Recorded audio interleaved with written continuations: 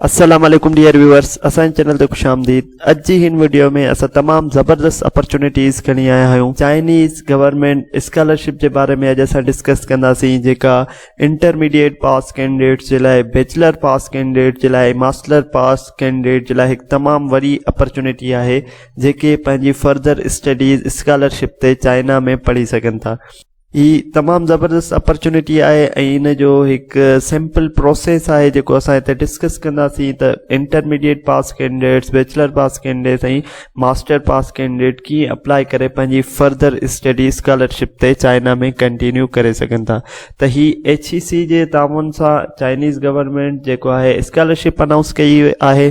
त हिन में जेको आहे सभिनी खां पहिरियों स्टेप आहे त उहो असांखे ॿिनि वेबसाइटनि ते HEC जे पोर्टल ते ऐं चाइनीज़ गवर्नमेंट जे पोर्टल ते फॉर्म फिल करणो पवंदो। हिन जी जेका डेडलाइन आहे उहा 9 दिसंबर 2024 आहे। एसिताईं तव्हां जेको आहे तव्हांखे सभु रिक्वायरमेंट्स पूरियूं करणियूं आहिनि। आहिस्ते आहिस्ते तव्हां वटि टाइम आहे। त जीअं असां वीडियो रिकॉर्ड करे रहिया आहियूं त जीअं तव्हां वटि काफ़ी टाइम आहे, तव्हां पंहिंजूं रिक्वायरमेंट्स कंप्लीट करे फॉर्म फिल करे सघो। त सभिनी खां पहिरियां हिन में अप्लाई करण जे लाइ ही लिंक ॾिनी वई आहे www.hec.gov.pk/site/CGSP चाइनीज़ गवर्नमेंट स्कॉलरशिप ते तव्हां वञी अप्लाई कंदो। त असां हलूं था URL ते ऐं ॾिसूं था त इन में इन स्कॉलरशिप जूं मज़ीद रिक्वायरमेंट्स क्या आहिनि, अप्लाई कीअं करिणो आहे, एलिजिबिलिटी क्राइटेरिया छा आहे, त सभु कुझु असां हिन वीडियो जे ज़रिए डिस्कस कंदासीं। ही असां अची वियासीं वेबसाइट ते, जेको असां तव्हांखे ॿुधाई त असां उनखे सर्च कयो त हीअ ॾिसो चाइनीज़ गवर्नमेंट स्कॉलरशिप प्रोग्राम। हिन जी बार डेडलाइन ॿुधाई वई आहे त 9 दिसंबर 2024 आहे। ऐं हिन में सभिनी खां पहिरियों प्रोसेस इहो आहे त तव्हांखे USET या HET जी टेस्ट क्लियर करणी आहे। जेके अंडर ग्रेजुएट जे लाइ अप्लाई कंदा बैचलर डिग्री प्रोग्राम में, उन्हनि जे लाइ USET, ऐं जेके मास्टर ऐं PhD जे लाइ अप्लाई कंदा उन्हनि जी HET टेस्ट क्लियर हुजे, जेका टाइम बाय टाइम HEC वठंदी आहे। त हिन में जिन्हनि 9 दिसंबर 2022 ते ॾिनी आहे या 9 दिसंबर 2023 ते ॾिनी आहे, उहे बि हिन में वैलिड आहिनि अप्लाई करण जे लाइ। जिन्हनि रिसेंट बि HET जी या USET जी टेस्ट ॾिनी आहे त उहे बि एलिजिबल आहिनि। त सभिनी खां पहिरियां हिन में जेको आहे सबमिट करण जे लाइ असां चाइनीज़ गवर्नमेंट जे पोर्टल ते वेंदासीं, जंहिंजूं ही 2 URL लिंक्स ॾिनल आहिनि। इन्हनि मां कंहिं बि हिकु ते तव्हां वेबसाइट ते अची क्लिक कंदव, तव्हां URL ते उन्हनि जे पोर्टल ते पहुची वेंदई। उन खां सभु पोइ तव्हां एजेंसी नंबर 5861 जे थ्रू, जेका एप्लीकेशन जी कैटेगरी A टाइप आहे, उन जे थ्रू तव्हां अप्लाई कंदव। तव्हांखे हुते डिफरेंट कैटेगरीज़ शो कंदो फॉर्म में, असां हाली ॾिसूं था। ऐं उन खां पोइ तव्हां कैटेगरी टाइप A ते वञी तव्हां अप्लाई कंदा त तव्हांजी स्कॉलरशिप जो फर्दर प्रोसेस स्टार्ट थींदो। उन खां पोइ हिन में प्रोग्राम ऑफर जे बारे में ॿुधायो आहे त केतिरे साल जी ड्यूरेशन हूंदी तव्हांजे प्रोग्राम जी।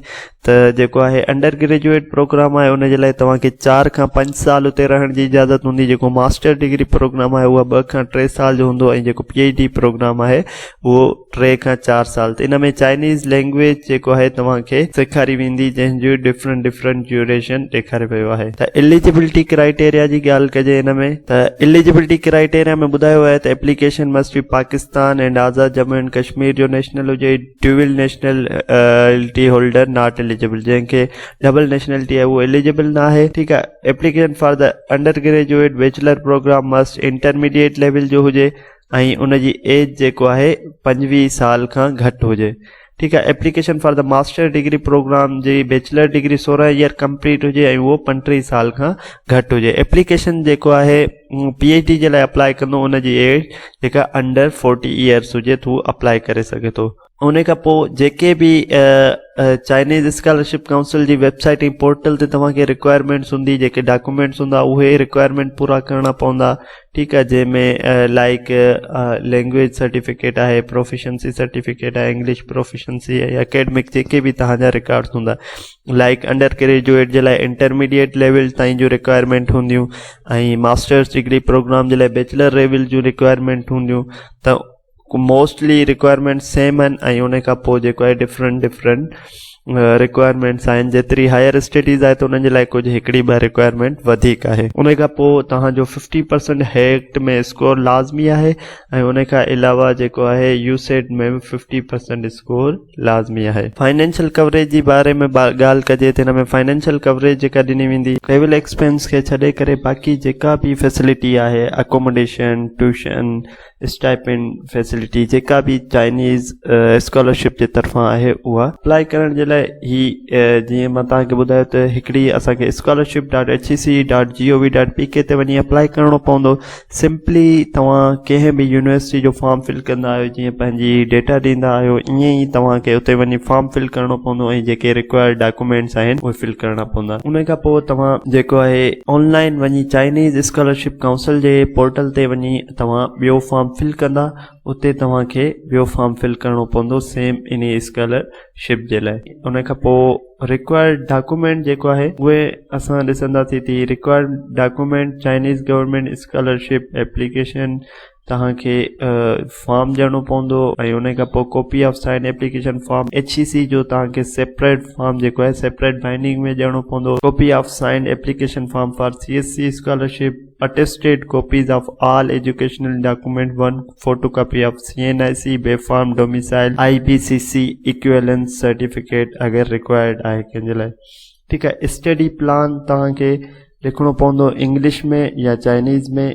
मिनिमम 200 वर्ड्स जो फॉर अंडर ग्रेजुएट, 500 वर्ड्स जो for non degree student, postgraduate masters जे लाइ 500 वर्ड जो ऐं पोस्ट ग्रेजुएट्स जे लाइ 800 वर्ड्स जो तव्हांखे लिखणो पवंदो। लैंग्वेज प्रोफिशिएंसी सर्टिफिकेट तव्हांजी यूनिवर्सिटी मां ई मिली वेंदो आहे, उहो तव्हां लॻाईंदा ऐं IELTS टोफिल अगरि आहे त जिथे एप्लीकेबल आहे। इन चाइनीज़ गवर्नमेंट में IELTS ऐं टोफिल एप्लीकेबल न आहे मोस्टली, त तव्हांजे लाइ लैंग्वेज प्रोफिशिएंसी सर्टिफिकेट तव्हांजी यूनिवर्सिटी मां ई मिली वेंदो। ऐं जेको आहे तव्हांखे पासपोर्ट जेको आहे ॾियणो आहे उनजी वैलिडिटी जेका आहे 1 मार्च 2026 ताईं हुजे। फर्स्ट 2 पेजिस तव्हांखे। उन खां पोइ फिजिकल एग्ज़ामिनेशन रिकॉर्ड, हिते ही तव्हां लिंक ते क्लिक कंदव त तव्हांखे फॉर्म अची वेंदो ऐं इहो तव्हां जेको आहे सो वञी फिल कराए कंहिं सर्जन खां ऐं तव्हां जेको आहे इहो गॾु अटैच कंदा। ही फिजिकल एग्ज़ामिनेशन रिकॉर्ड आहे जंहिंमें ही नेम तव्हांखे ऐं पूरो फॉर्म फिल करे जेको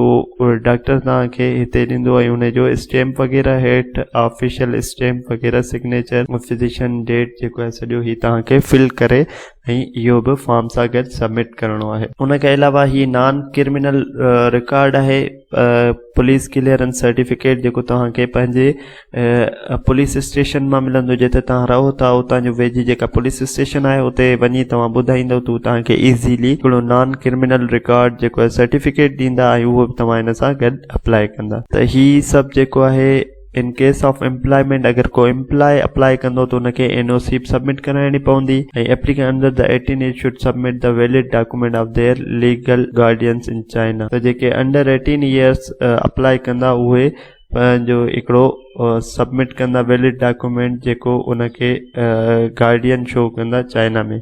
त उम्मीद था कयूं तव्हांखे ही स्कॉलरशिप जे बारे में काफ़ी ख़बर पजी चुकी हूंदी। मज़ीद असां जेको आहे नेक्स्ट वीडियो में डिस्कस कंदासीं त हिन जा फॉर्म कीअं फिल कजनि। असां ॿिन्ही पोर्टल ते हिन जो फॉर्म फिल कंदासीं। मज़ीद अहिड़नि इंफॉर्मेटिव वीडियोज़ जे लाइ असांजे चैनल खे लाइक कयो, सब्सक्राइब कयो त जीअं असांजी जेका ईंदड़ वीडियो आहे उहा अव्हां ताईं पहुची सघे।